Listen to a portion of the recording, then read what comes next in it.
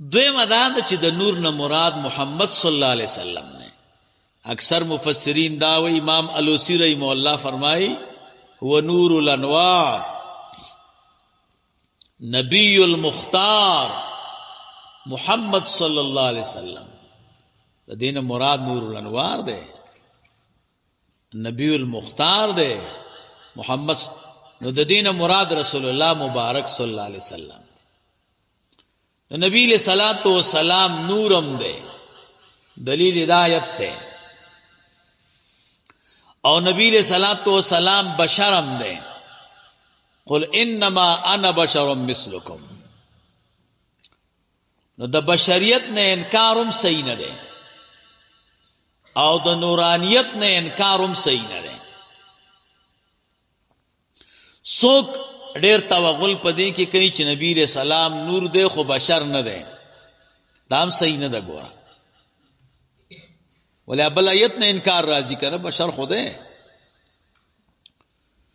سو کوئی نہ بشر دے خو نور نہ دے، ثوابی والا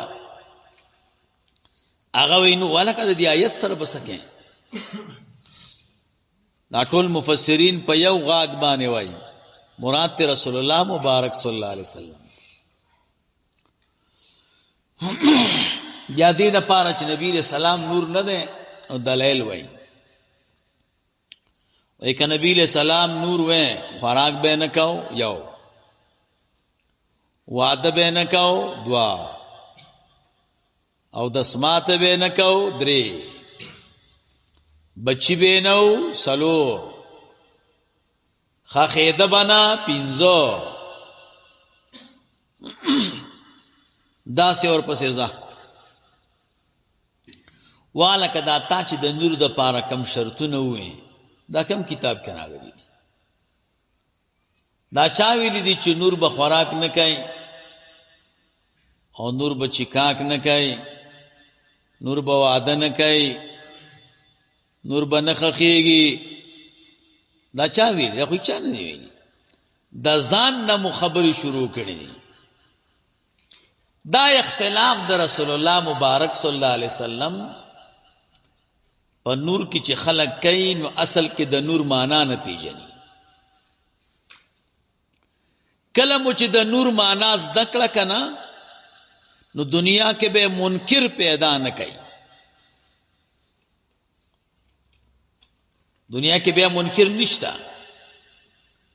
د نور څه معنا ده؟ د نور معنا دا ده پخپل په هدایت او د نورو د پاره د هدایت سبب نیر نشي. ګوره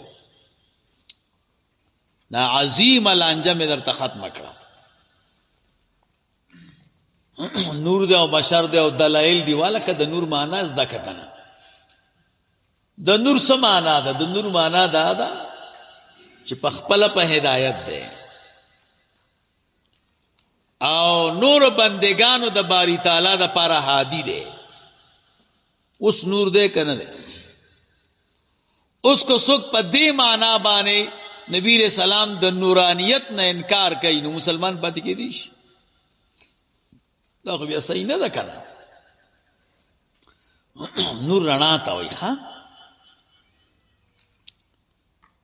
دا گروپ لگے دلے دے کنا. دی گروپ کې دا کار دی چې خپلم روخانه نه دی او مونږ او تاسو تم لاندې ځای رڼا کړی دی. نو د رسول الله مبارک صلی الله علیه وسلم صفت چې نور دی نو دی معنا چې په خپلم په هدایت دی په سم لار روان دی او د الله بندگانو د پاره هادي دی روان کړی دی. که رسول الله مبارک صلی الله علیه وسلم نو موږ به چیرته هدایت پیدا کړی. نو یا لکه اوس چې د نور دا معنا ما وکړه او یو سړی درته وایي چې چا نبی علیہ السلام ته نور وی دا بریلی دی ورته ته مسلمان یې د نور معنا نه پیژنې اصل کې که نه. د نور معنا مو چې زده کړه هېڅ خبره نشته. بعضې مسلې داسې مولوي صاحب چې جنگ مو روان کړی دی خو په مقصد یې نه پوهېږو چې دا دې څه شی چې کوم مړی م روان کړی دا څه شی دی. یو ځای کې پوډري مړو پوډران به مني نو پوډري په کټ کې اچولی دی او په بازار کې روان کړی دی خلک دی یو دکان بندوي او بس دا د دې مړي دا کټ وړي یو پښه نیولې بلم یو پوډري تی تختی آخره کې دا مړی چې دی ټولو خلکو ته پاتې شوی دی یو بل نه پوښتنه کړې ده چې دا مړی چېرته وړو او وارث یې کم دی وارث یې نه و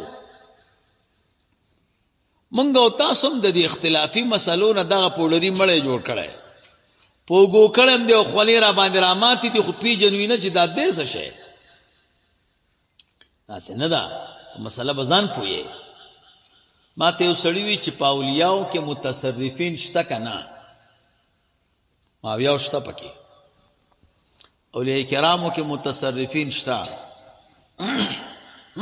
نو غوږونه یې ومږل توبه توبه توبه متصرف خو یوازې الله دی ما دا غوږونه دې ځکه ومږل چې تصرف په معنا نه پوهېږي الله تعالی متصرف دی هغه جدا معنا ده اولیاء بزرگان متصرفین دی د دې جدا معنا ده الله چې تصرف کوي بلا واسطه بلا اذن عالم کې تغییر تصرف او تغییر ته وایي که صرف هم ویلي دي التصریف التغییر زنجانی کې ویل کنه دی عالم کې چې څوک تغییر راولي دته متصرف وایي دا موبایل نه دا ګور دلته پروت دی کنه ما را پورته کو دلته مې کې زه متصرف یم تغییر مې پکې رانه وستو او مخکې دلته اوس دلته دا موبایل لګېدلی دی زه بندو ما نو تغییر مې پکې راوسته کنه نو دا شرک دی دا خلک دا موبایل ساتي او کورونه جوړوي او پټي اړي دا مشرکان دي دا تصرف بیا دوه قسمه دی یو تصرف په اعیانو کې دی محسوساتو کې چې دا تغییر او تصرف سړی تخکاری دویم چې دی تصرف او تغییر دا روحن دی چې هغه اسباب د تغییر او د تصرف نه ښکاري الله تعالی په دې عالم کې تغییر راولي بالذات اچا ته محتاج نه دی د اولیاء د بزرگانو متعلق چې تصرف راشي دا غي معنا د طلب الدعاء سمانه ده ولی او بزرگ دعا وکي یا الله د دې سړي بچی نه کیږي بچي ورکا نو مخ کې بچي نو اوس راغې نو تصرف رانغه خدای باران وکي فلانه بادشاہ راولي او فلانه لری کې فلانه وزیر راولي او فلانه لری کې متصرفین اولیاء سمانا اغا اولیاء چاغوی د خدای په دربار کې دعا کوي په تغییر د عالم کې خدای دا دلته کا دا دلته کا دعا کوي نوري بدلی الله تعالی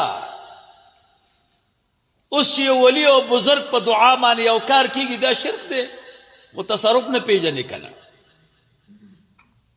نو څنګه مې غوګونه مګي اول ختم ماناز دکا تصرف سمانا په معنا د طلب او دعا سره اولیاء بزرگان ذاتن کار نه کوي ا د خدای په دربار کې سوال کوي نو بیا کیږي تبه سبا دعا وکمنو ته نشي کولای دا د دې دعا منسبونه دي الله په دې اولیاء او بزرگانو کې او جماعت مقرر کړی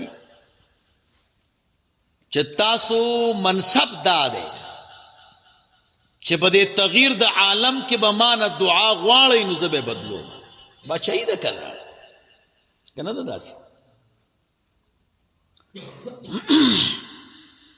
دا زمونږ استاد حکومتونو تصرف کوي ښا یره دې تومانچی اجازه غواړم هغه ورشه عریضه ولیکه، عریضه راوړه، زه به د دستخط کم کارډ به درکړم.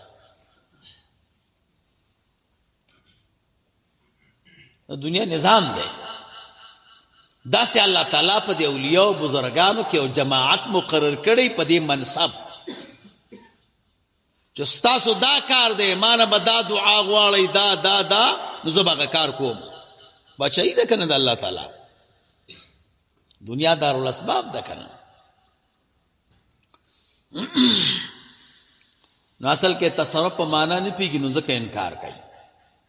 یا لکه چې د تصرف معنا مزده کړه او څوک تصرف په دې معنا باندې غلط دې ته غلط وایي، نو خو په خپله په غلطه دی. ولې دعا ښه شی نه دی؟ الله تعالی په دې عالم کې کله کله تغییر راولي په دعاګانو. نو څوک چې دعا کوي اته متصرف وی مجازن بطلب الدعا، او الله تعالی متصرف دے حقیقتا من غیر الواسطه، بغیر د واسطه د دعا وغیرہ.